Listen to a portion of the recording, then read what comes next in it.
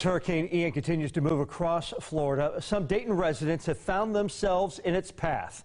2 News reporter Caroline Morse live in the studio with continuing team coverage. Caroline.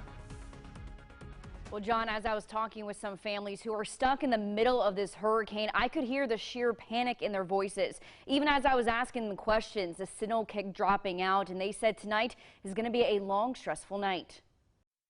I don't know. I don't know what to do. There's 9 feet of water out there.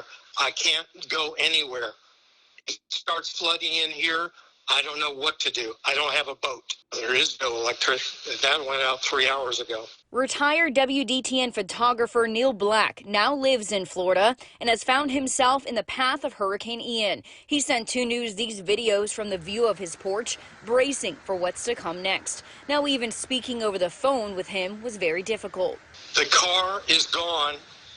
It is about 6 inches from the house. The water. There is no 911.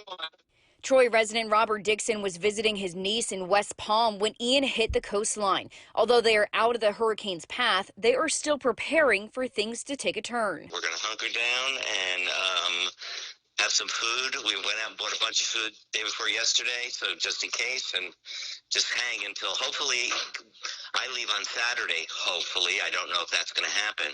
Dixon says the mental side of being so close to a severe hurricane is starting to take a toll. I don't think they know until the very last minute where a hurricane's going to end up exactly.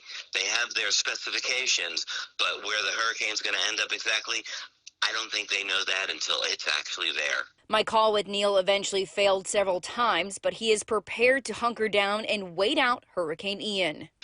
This is unbelievable. I have never seen this before in 15 years. This is a once in a 500-year storm. An Ohio Task Force 1 was deployed to the Florida area. Just this morning, they have left Alabama and headed towards Central Florida to be ready to respond. Live in studio, Caroline Morse, 2 News working for you.